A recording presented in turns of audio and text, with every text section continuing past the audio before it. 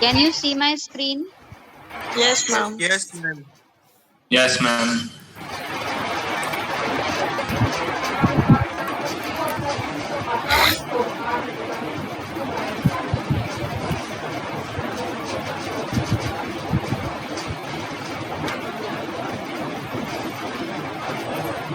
Okay. So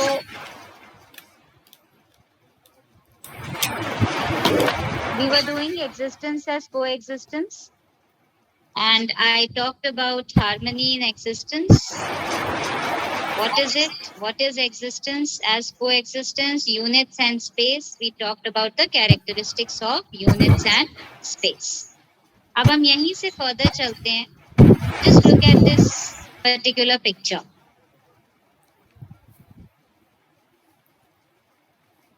अब इसमें आप देखोगे कि कैसे कोएग्जिस्टेंस हो रहा है. कोएग्जिस्टेंस जब हम बात करते हैं तो यूनिट्स और स्पेस दो पार्ट्स में ये बटा हुआ है. यूनिट्स जो होते हैं वो नेचर का पार्ट है. जितने भी हम सब कहाँ रहते हैं, we are all living in nature. We are limited in size, we are active, we are self organised, we are energised and we recognise our relationship और उसको हम पूरा करने की कोशिश करते हैं बाकी के यूनिट्स के साथ की जो भी हमारी रिलेशन है उसको हम रिकॉग्नाइज करते हैं, उसको पूरा करते हैं. ऑन द अदर हैंड जो स्पेस है वो कैसी है, वो अनलिमिटेड है. उसमें कोई एक्टिविटी नहीं है. आप इस पिक्चर को देखो ध्यान से, because this is very important to understand. और अगर इस पे क्वेश्चन भी आता है एग्जिस्टेंस इज कोएग्जिस्टेंस, तो आपको इसी तरीके से बताना है कि क्यों एग्जिस्टेंस इज कोएग्जिस्टेंस. स्पेस कैसी होती है, ऑल परवेडिंग होती है, ठीक है, अनलिमिटेड होती है, इसमें कोई एक्टिविटी नहीं होती, इसमें सेल्फ ऑर्गेनाइजेशन अवेलेबल है. मैं कल का पार्ट ही रिपीट कर रही हूँ. यहाँ पे देखते हैं इस पर्टिकुलर पार्ट को, मैं जूम इसको कर रही हूँ. स्पेस जो है वो अनलिमिटेड है, इसमें कोई एक्टिविटी नहीं है, इसमें सेल्फ ऑर्गेनाइजेशन अवेलेबल है, इसमें एनर्जी इक्विलिब्रियम में है और ये कैसी है, ट्रांसपेरेंट है, रिफ्लेक्टिंग है. नथिंगनेस जो होती है वो स्पेस होती है. Now let me come back to the side of units, that is they are there in nature. अब units कैसे होते हैं, ये मटेरियल होते हैं, यानी ये मटेरियल पार्ट और कॉन्शियस पार्ट में डिवाइडेड रहते हैं. यूनिट्स अगर हम अपनी बात करें, कोई मुझे बता सकता है हम मटेरियल और कॉन्शियस में कैसे डिवाइडेड हैं human beings? Anybody please. Can you see my screen?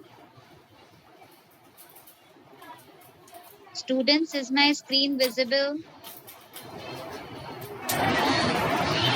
Yes, ma'am.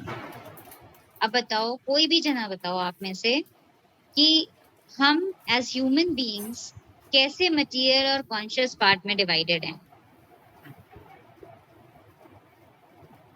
कोई भी यूनिट हमने यहाँ देखा, यूनिट किसमें डिवाइडेड है, मटेरियल और कॉन्शियस पार्ट में डिवाइडेड है यूनिट.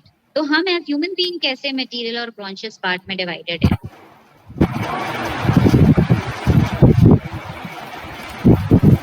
थोड़ा सा केवल रिवाइज कर लो, जो हमने पहले किया है उसको रिमेम्बर कर लो और बताओ हम कैसे मटेरियल और कॉन्शियस पार्ट में डिवाइडेड हैं. कोई भी जना, anybody. Nafees, are you there? Pranav, कौन बताएगा मुझे? I'll just come back to Zoom. How are we divided the material and conscious part? Who all are there?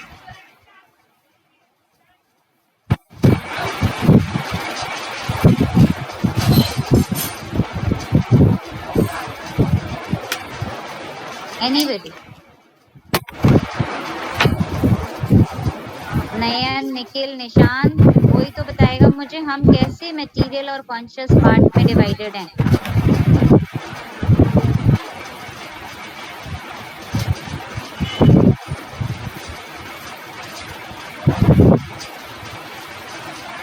Mom very silent. जो हमारी जो बॉडी है शायद मटेरियलिस्टिक पार्ट है, वो सेल्फ जो आई है वो कॉन्शियसनेस है. Very good.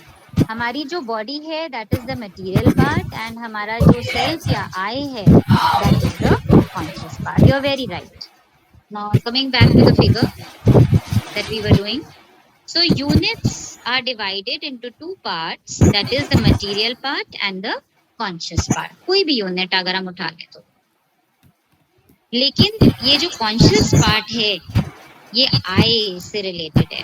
तो जिसका आई होगा उसी में ये कॉन्शियस पार्ट होगा. तो अब हम इसकी बात कर लेते हैं. अगर मटेरियल पार्ट की बात करें तो मटेरियल कैसा होता है, वो टेम्पररी होता है, एक फॉर्म से दूसरे फॉर्म में बदल सकता है और ये अपनी जरूरतों को रिकग्नाइज करता और पूरा करता रहता है. मटेरियल का काम यही होता है, बॉडी को अगर प्यास लगी, पानी को कंज्यूम किया उसने, फुलफिल हो गई उसकी जरूरत. तो अगर हम मटेरियल की बात करें तो इसमें एक तो होता है फिजिकल पार्ट, फिजिकल ऑर्डर कहते हैं जिसको. इसमें होते हैं एटम्स, मॉलिक्यूल्स, मॉलिक्यूलर स्ट्रक्चर. और ये मॉलिक्यूलर स्ट्रक्चर या तो लंप यानी सॉलिड के फॉर्म में होते हैं या फ्लूइड के फॉर्म में होते हैं, है ना. अगर हम कोई भी चीज उठाएंगे, अगर सॉलिड चीज है, मटेरियल चीज है, तो या तो वो मतलब लंप में होगी, और अगर मटेरियल अगर बहता हुआ होगा तो वो फ्लूइड होगा. ठीक है. और दूसरा मटेरियल का पार्ट है प्राणिक order, that is living. Animal body, human body है तो इसके अंदर क्या होंगे, सेल्स होंगे, है ना. या तो ये प्लांट्स के अंदर होंगे या एनिमल बॉडी में होंगे या ह्यूमन बॉडी में होंगे. 3 जगह होते हैं cells, plant body, animal body और ह्यूमन बॉडी में. तो ये तो हो गया मटेरियल. मटेरियल या तो फिजिकल ऑर्डर होता है या प्राणिक. प्राणिक ऑर्डर माने लिविंग. अगर फिजिकल ऑर्डर है तो इसमें एटम, मॉलिक्यूल्स, मॉलिक्यूलर स्ट्रक्चर होते हैं, ये सॉलिड होते हैं या फ्लूइड होते हैं. अगर ये प्राणिक ऑर्डर का पार्ट है यानी लिविंग थिंग्स का पार्ट है तो इसके अंदर होते हैं सेल्स. सेल्स किसमें होते हैं, प्लांट्स में होते हैं, एनिमल बॉडी में होते हैं और या ह्यूमन बॉडी में होते हैं. अब हम आगे चलते हैं. अगर प्राणिक ऑर्डर है यानी आई है, वो किस किस में है, एनिमल में है या ह्यूमन में है. तो अब हम इससे आ जाते हैं कॉन्शियसनेस के ऊपर. कॉन्शियसनेस के अंदर क्या चलती है कंटिन्यूअसली, नोइंग, अज्यूमिंग, रिकग्नाइजिंग और फुलफिलिंग. 4 एक्टिविटीज चलती है. केवल रिवीजन है, हमने पहले किया हुआ है, बस इसको हम इसमें कनेक्ट कर दे रहे हैं एग्जिस्टेंस एज को एग्जिस्टेंस में. तो अगर हमारा हम यूनिट है, लिविंग है, हमारे अंदर 2 चीजें हैं. एक हमारा मटेरियल पार्ट है that is our body which is made up of cells, which is made up of various organs. और दूसरा हमारा पार्ट है कॉन्शियस, जो कि कंटिन्यूअसली हमेशा क्या करता है, नोइंग, अज्यूमिंग, रिकग्नाइजिंग. ये 4 एक्टिविटीज कंटिन्यूअसली हमारे आई के अंदर चलती रहती है. हम जानते हैं जानना, पहचानना, मानना और निर्वाह करना यानी पूरा करना. अब हम आ जाते हैं एनिमल ऑर्डर में. ठीक है. अगर एनिमल बॉडी कॉन्शियस से कंबाइन होती है तो उसको कहते हैं एनिमल ऑर्डर. अगर ह्यूमन बॉडी कॉन्शियस से कंबाइन होती है तो इसको प्लस लगा हुआ है ना, तो इसको कहते हैं ह्यूमन ऑर्डर. अभी हमने ऑर्डर्स ऑफ नेचर नहीं किए हैं, अभी हम इसके बाद ऑर्डर्स ऑफ नेचर करेंगे. अभी बताऊंगी आपको क्या होते हैं. तो एनिमल ऑर्डर जो होता है उसके अंदर क्या नहीं होती, उसके अंदर अंडरस्टैंडिंग ही नहीं होती. वो तो केवल उसकी नीड्स कैसी होती हैं, नेसेसरी तो होती हैं लेकिन हमेशा कंप्लीट रहती है. उसको पता है बस उसको खाना चाहिए, उसने अपना खाना मिल गया, उसका काम खत्म. तो एनिमल बॉडी जो है जब कॉन्शियस से कंबाइन होती है तो इसका बन जाता है एनिमल ऑर्डर. ह्यूमन बॉडी जब ह्यूमन बीइंग की कॉन्शियस से कंबाइन होती है तो ये बन जाता है ह्यूमन ऑर्डर. और ह्यूमन ऑर्डर के अंदर अगर राइट अंडरस्टैंडिंग आ गई तो उसका कंडक्ट बिल्कुल सही हो जाता है, उसका बिहेवियर बिल्कुल अच्छा हो जाता है और उसकी एक्टिविटीज में एक कंप्लीटनेस आती है. वो एक्टिविटी मीनिंगफुल वे में करता है. और राइट अंडरस्टैंडिंग और राइट लिविंग के साथ, राइट फीलिंग्स के साथ जब वो रहता है तो उसके अंदर कंडक्ट कंप्लीटनेस आ जाती है, यानी उसका बिहेवियर अपने आप में कंप्लीट हो जाता है, जिसको कहते हैं डेफिनेट ह्यूमन कंडक्ट. ये पूरा फिगर है जो मैं आपको एक्सप्लेन करने की कोशिश कर रही हूँ. Existence is equal to coexistence and units are submerged in space. तो यूनिट्स, स्पेस, 2 पार्ट्स में एक्सिस्टेंस डिवाइडेड है. यूनिट्स जो होते हैं उनके अंदर 2 पार्ट्स होते हैं, या तो वो मटेरियल पार्ट में होते हैं या वो कॉन्शियस होते हैं. मटेरियल है तो वो 2 पार्ट में अगेन डिवाइडेड होते हैं. एक होता है फिजिकल ऑर्डर, दूसरा होता है प्राणिक ऑर्डर। फिजिकल ऑर्डर में सारे एटम्स, मॉलिक्यूल्स, मॉलिक्यूलर स्ट्रक्चर होते हैं जो कि या तो सॉलिड होंगे या लिक्विड के फॉर्म में होंगे। प्राणिक ऑर्डर के अंदर सेल्स होते हैं, प्लांट होते हैं, एनिमल बॉडी होती है और ह्यूमन बॉडी होती है। फ्लूइड देखो सेल्स से कंबाइन है, सेल्स में फ्लूइड क्योंकि फ्लो करता रहता है, सेल्स में एनर्जी फ्लो करती है। फिर हम दूसरे पार्ट पे आ जाते हैं, कॉन्शियस पार्ट। कॉन्शियस पार्ट की बात करें तो अगर एनिमल बॉडी हमारे कॉन्शियस मतलब हमारे नहीं, एनिमल की कॉन्शियसनेस से कंबाइन होती है तो वो बन जाता है एनिमल ऑर्डर। ह्यूमन बीइंग की बॉडी जब हमारी कॉन्शियसनेस यानी बॉडी एंड सेल्फ क्या बना देता है, ह्यूमन बीइंग बना देता है। तो जब एनिमल बॉडी एनिमल के कॉन्शियस से कंबाइन होती है तो उसको कहते हैं एनिमल ऑर्डर, और ह्यूमन बॉडी जब ह्यूमन की कॉन्शियसनेस से कंबाइन होती है तो उसको कहते हैं ह्यूमन ऑर्डर।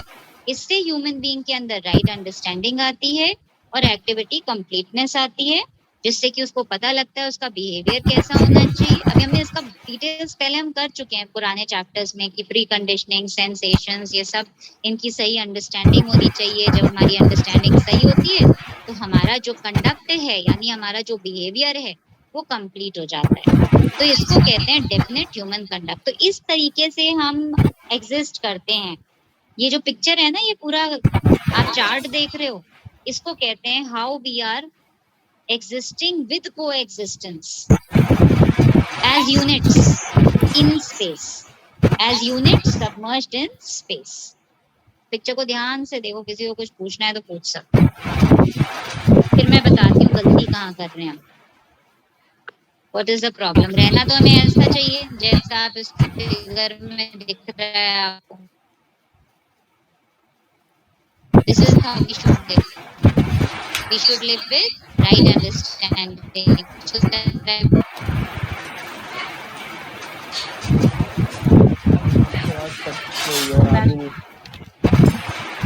हाँ बोलो बेटा। तो आपकी आवाज क्लियर नहीं आ रही, बार बार अटक के आ रही है। क्या चीज? मेरी आवाज? Yes, आप देखो, बीच में कॉल आ रहा था एक, इसलिए थोड़ा सा बीच में रुक गया था।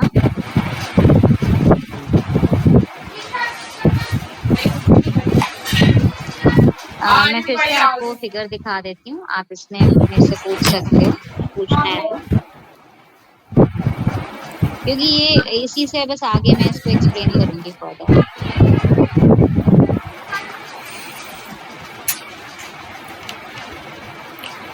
प्लीज पूछो इसमें क्वेश्चन, आपको नहीं समझ में आया अगर ये फिगर तो।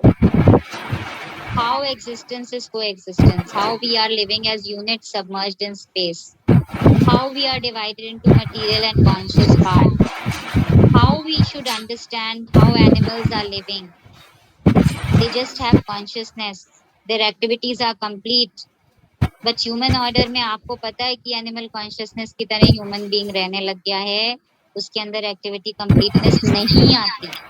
लेकिन इस चार्ट में आपको दिख रहा है कि ह्यूमन बीइंग के अंदर क्या है, एक्टिविटी कंप्लीटनेस है। तो जब वो अंडरस्टैंडिंग अच्छी है, राइट अंडरस्टैंडिंग, राइट फीलिंग से रहता है तो उसका बिहेवियर कहलाता है कंप्लीट कंडक्ट, जिसको कहते हैं डेफिनेट ह्यूमन कंडक्ट। तो ये पूरा डायग्राम है। Can I move further? यहाँ तक समझ में आ गया है?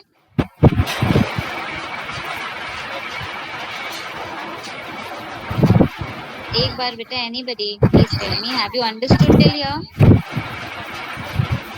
Can you hear me? Yes. चलो तो आगे चलते हैं, इसी का एक्सप्लेनेशन है।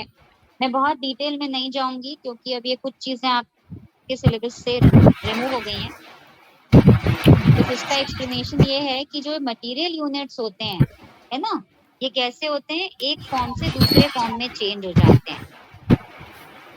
It's written here, they are temporary and only perform the activity of recognizing and fulfilling. अगर soil पे पानी डालोगे तो absorb कर लेगी।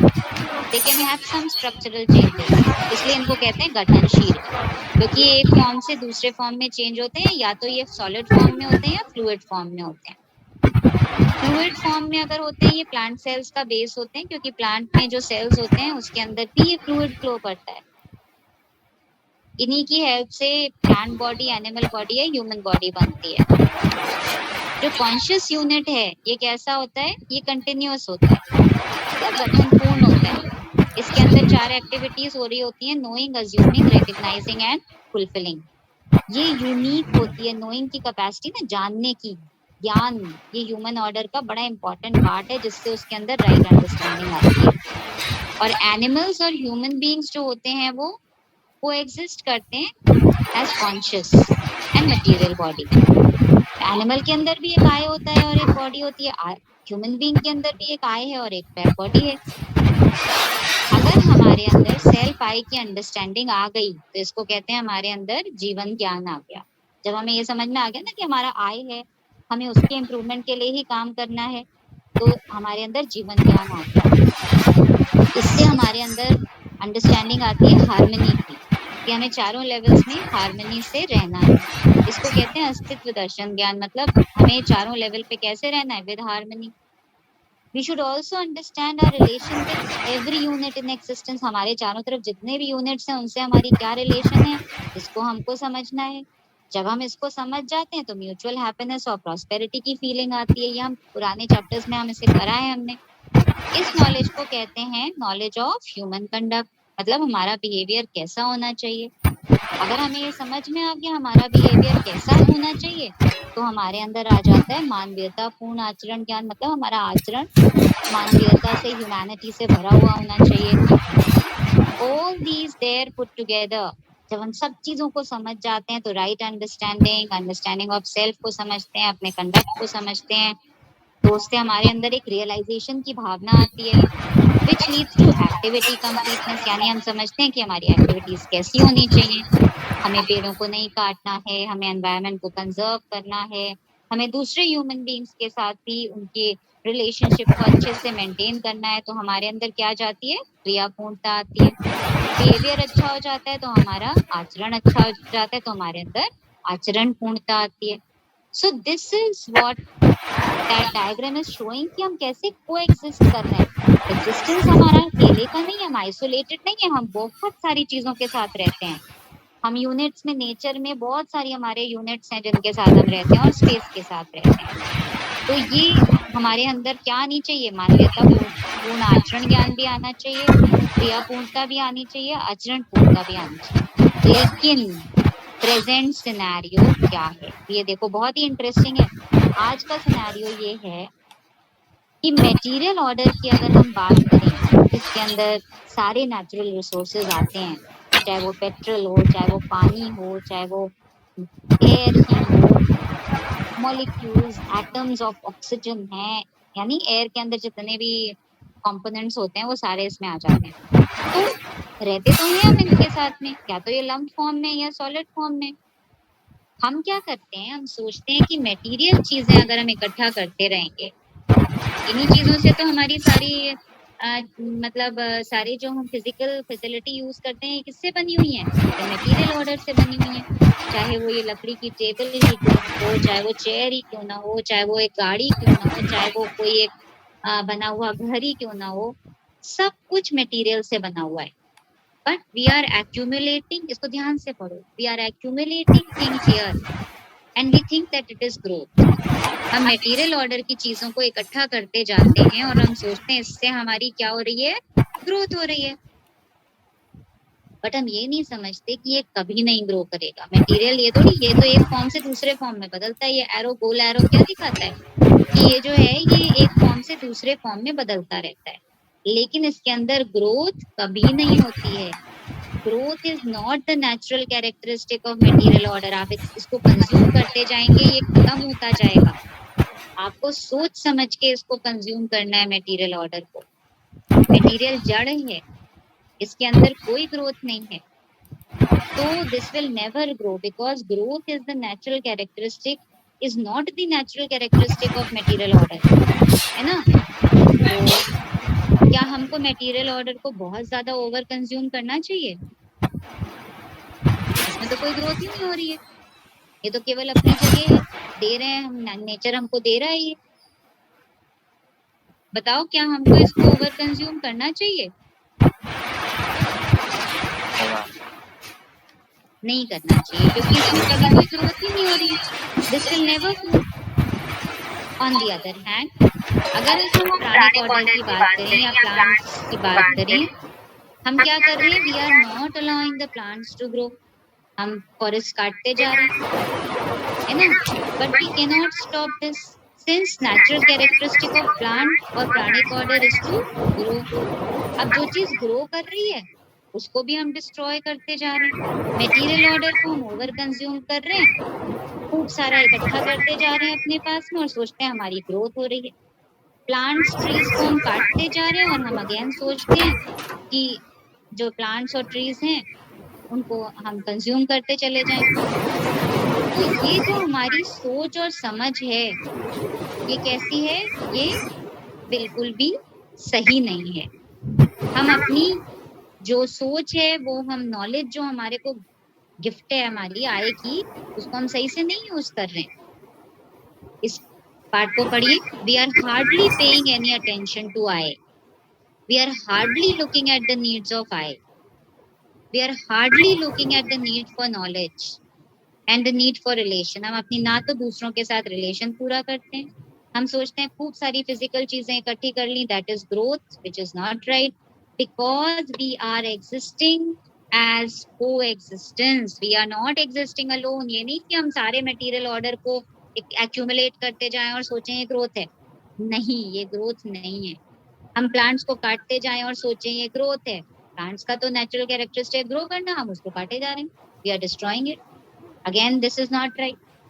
हम अपनी नॉलेज को यूज नहीं करते हैं, राइट अंडरस्टैंडिंग से नहीं चलते हैं, हम चीजों को डिस्ट्रॉय करते हैं, हम चीजों को ओवर एक्यूमुलेट करते हैं, हम फिजिकल फैसिलिटी की नीड को नहीं समझते हैं, हमारा बिहेवियर दूसरों के साथ बिल्कुल अच्छा नहीं है, we don't know how to behave with the others. So that is why ना तो हमारे अंदर क्रिया पूर्णता आती है, ना ही हमारे अंदर आचरण पूर्णता आती है। We are hardly paying any attention to I, we are hardly looking at the needs of I, जबकि आई हमारे अंदर है पर हम आई को यूज ही नहीं करते।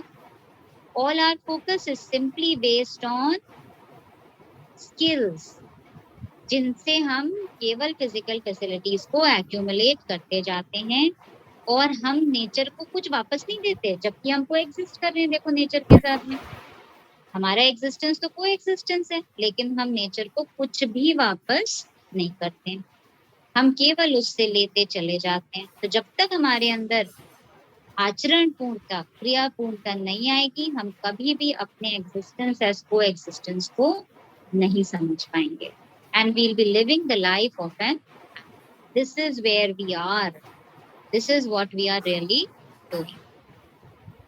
So any problem here? Anybody? देखो ह्यूमन बॉडी, एनिमल बॉडी तो डीके करेगी और फाइनली वन फॉर्म से दूसरे फॉर्म में वो बदल जाएगी, अगर मटेरियल पार्ट की बात करें। लेकिन जो हमारा आई है वो ग्रो करना चाहिए। आई के अंदर जो नोइंग की शक्ति है उसको हमको यूज करना है, हम अपनी नॉलेज को यूज करें जिससे हमारे अंदर एक्टिविटी कंप्लीटनेस आए, हमारे अंदर आचरण पूर्णता, कंडक्ट कंप्लीटनेस आए। बट वी डोंट अंडरस्टैंड कि हमारा ये बिगर पिक्चर है, ये हमारी कि हम कैसे को एग्जिस्ट कर रहे हैं, बट हम इस बिगर पिक्चर को कभी भी नहीं देखते हैं। This is what the problem is. Anybody wants to ask anything till here? आपके बहुत सारे क्वेरीज होने चाहिए इसको देख करके। Again I am showing you.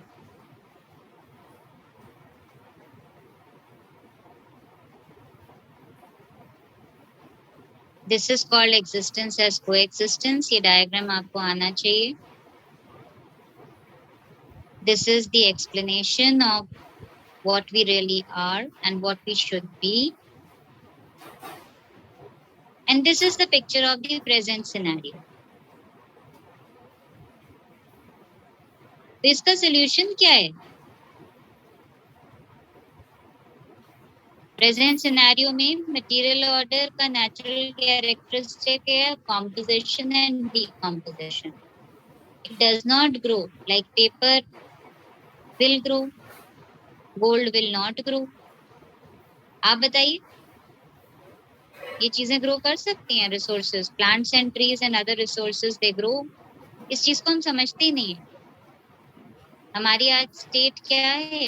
For our growth we are putting all our efforts on creating and accumulating material units and we consider it to be growth. हम बहुत सारी गाड़ियां, बहुत सारे क्लोथ्स, बहुत सारे चीजें हम इकट्ठी करते हैं और हम कहते हैं ये हमारी ग्रोथ है। बट मटेरियल ऑर्डर का नेचुरल कैरेक्टरिस्टिक ग्रोथ नहीं है। हम केवल इनको एक्यूमुलेट करते हैं at the cost of distracting the plants और कटिंग ऑफ ट्रीज जो कि ग्रो करते हैं, हम उनको काटते चले जाते हैं। We grow what does not grow and we stop the growth of things that grow. ये हम गलती कर रहे हैं। जो चीज ग्रो नहीं करती है ना, उसको हम ग्रो करने की कोशिश करते हैं, हम खूब इकट्ठा करते हैं उनको, और जो चीज ग्रो कर रही है उसकी ग्रोथ को हम रोक देते हैं। So today when we talk of growth we are not growing. हम ग्रो नहीं कर रहे हैं। हम क्या कर रहे हैं? चीजों को इकट्ठा कर रहे हैं, एक्यूमुलेट कर रहे हैं। Our main focus is on physical facility, that is on material order, and we ignore the needs of I. I की जरूरत को तो हम एक तरफ कर देते हैं, हम मटेरियल ऑर्डर के पीछे भागते रहते हैं। डेवलपमेंट हमेशा कंटिन्यूअस होना चाहिए, है ना, साइक्लिक नहीं होना चाहिए कि हम बस उसी साइकिल में चलते जा रहे हैं, वैसे ही करते जा रहे हैं जैसे हम सोचते हैं। हमें अपनी सोच को बदलना है। But when we focus on material order and accumulate it we go back where we started and this is not growth. हम विशियस सर्किल में फंसे हुए हैं। एक ईवल सा सर्किल है जिसमें हम फंसे हैं कि वही चीज हमने पी, उसके बाद उसको कंज्यूम करी, फिर हमने और चीज ली, फिर हमने उसको कंज्यूम करी। हम इसी सर्किल में, जिसको कहते हैं विशियस सर्किल, हम इसी में फंसे रहते हैं। Any query students? Let me come back to you. अब बताओ, कोई क्वेश्चंस हैं आपके?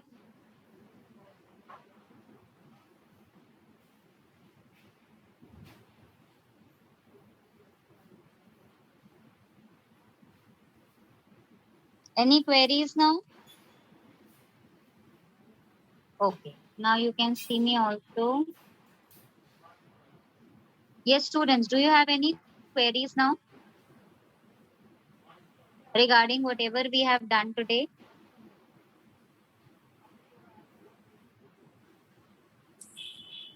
Ma'am Yes. मैम डेवलपमेंट के लिए ट्रीज ये सब को तो काटना ही पड़ेगा तो।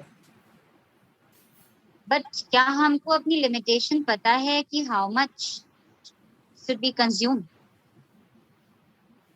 काटेंगे, ठीक है, आई एग्री विद यू कि हम पर्टिकुलर, हमें जरूरत है, नेचुरल रिसोर्सेज हमको चाहिए तो यूज तो करते ही हैं।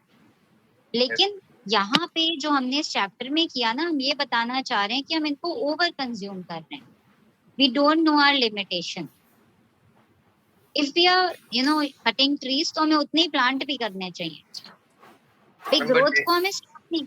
मैम हाँ बोलो। इंडिया जैसे कंट्री में पॉपुलेशन इतना ज्यादा है कि उतना काटने के बाद भी उतना स्पेस नहीं है जितना होना चाहिए। अब यही तो बात है ना कि सब चीज का बैलेंस बिगड़ा हुआ है। जब तक हम बैलेंस को नहीं रखेंगे, हम ये नहीं समझेंगे, सपोज हमने आज 100 पेड़ काटे, कुछ हमें इंडस्ट्री में अपने उनको कंज्यूम करना है, तो हमारे अंदर एज ह्यूमन बीइंग्स इतनी कैपेसिटी होनी चाहिए कि हम उतना ही वापस करें नेचर को जितना हम नेचर से ले रहे हैं। क्योंकि ट्रीज का नेचुरल कैरेक्टरिस्टिक कहता है कि उनको ग्रो करना चाहिए, लेकिन हम उसको खत्म करते जा रहे हैं। So whatever we are taking from nature we should give back to it. That should be our aim, but ideally it is not there. If we need to maintain balance, we need to do it. That is what the problem is. And क्योंकि human being के अंदर right understanding नहीं है, वो सोच समझ के काम को नहीं करता, तो हमेशा ये बैलेंस बिगड़ा ही रहता है नेचर का।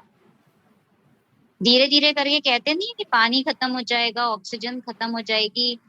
हम कॉन्शियसनेस पे वर्क ही नहीं कर रहे हैं। अगर आदमी के अंदर अवेयरनेस आ जाए कि हमको पोल्यूशन नहीं इतना क्रिएट करना है, एनवायरनमेंट को हम खराब करते जा रहे हैं, आज हम जितनी भी प्रॉब्लम से सफर कर रहे हैं it is because of lack of understanding. सारे तो हमने नेचुरल बैलेंस को डिस्टर्ब कर रखा है, जिसकी वजह से इतनी डिजीज फैल रही है, इतनी कलामिटीज आज आ रही हैं, कभी फ्लड्स आ रहे हैं, कभी अर्थक्वेक आ रहा है, कुछ ना कुछ हो रहा है। क्यों हो रहा है? because man has destroyed the balance of nature. ये हमें समझना है कि हम कोएग्जिस्ट करें, हम अकेले नहीं है। आगे की जनरेशंस के लिए भी हमको चीजों को छोड़ना है, प्रोवाइड करना है। I was just seeing a documentary. Ma'am हाँ एक चीज तो बोलो। क्लियर है मैम, जैसे जैसे इंफ्रास्ट्रक्चर बढ़ेगी सोसाइटी में मैम, डेवलपमेंट हाँ। होगा, तो ये सारी प्रॉब्लम्स तो क्रिएट होनी है मैम, लेकिन अपने ऊपर ये है कि किस तरह से कम कर सकते हैं उन प्रॉब्लम्स को। हाँ, हमें ये देखना है कि हम भाई ह्यूमन बीइंग आज जो हम सफर कर रहे हैं ना, जो इस टाइम पे, ये दिस टाइम इज कहते हैं ना एपोकलिप्स का टाइम है। देख रहे हैं हम चारों तरफ, कभी कहीं फ्लड्स आ रहे हैं। और मैं अभी एक डॉक्यूमेंट्री देख रही थी, उसमें ये हो रहा था कि एक पर्टिकुलर कितने 50-60 साल बाद ऐसा होगा कि वाटर का लेवल इतना राइज कर जाएगा कि जितनी भी सी के पास के जितने भी एरियाज हैं, उतनी वो पूरा मतलब खत्म ही हो जाएंगे। तो वहाँ की सारी पॉपुलेशन जो है वो पानी के अंदर डूब जाएगी। This is what the condition is. तो ये क्यों हो रहा है? क्योंकि ह्यूमन बीइंग ने उस बैलेंस को बिल्कुल डिस्टर्ब कर दिया है। जो नेचर जैसा होना चाहिए था वैसा मतलब उसको मेंटेन ही नहीं कर पा रहा है। So if we are not aware of our coexistence, we will never be able to save ourselves. We'll always be in trouble. तो आज जितना हमने पढ़ा प्लीज उसको एक बार रिवाइज करना। कल मैं उसी से आगे बढ़ूंगी और फिर हम इसके क्वेश्चंस करेंगे। ओके? Hello ma'am. यस, बोलो जल्दी, क्लास ओवर होने एक्चुअली वाली। हाँ बोलो। आपने कहा डेवलपमेंट के लिए यानी कि ट्रीज काटना जरूरी होगा, लेकिन जब डेवलपमेंट होगा तो अब आज जो हम रोड्स बनाते हैं या फिर कुछ भी बिल्डिंग्स बनाते हैं तो वहाँ पे हम कंक्रीट सीमेंट ये सब यूज करते हैं, लेकिन इससे ग्राउंड लेवल वाटर जो है वो भी तो डिक्रीज ही हो रहा है। तो मैम डेवलपमेंट तो हमें यानी बहुत पीछे लेके जाएगी, क्योंकि ट्रीज उगाने के लिए भी यानी कि स्पेस चाहिए, थोड़ा ग्राउंड एरिया भी चाहिए होगा, तो वो तो खत्म हो जाएगा बिल्कुल ही। That is what I am saying. Human being has to consider how to maintain balance. अगर आप कोई भी एक्टिविटी कर रहे हो, आप टेक्निकली इक्विप्ड हो जाओगे, कोई भी एक्टिविटी करो तो उसमें बैलेंस मेंटेन करके चलो। ठीक है? सो आई वुड एंड हियर। और थोड़ा सोचना, पढ़ना, नेक्स्ट क्लास में डिस्कस करेंगे। Thank you everyone.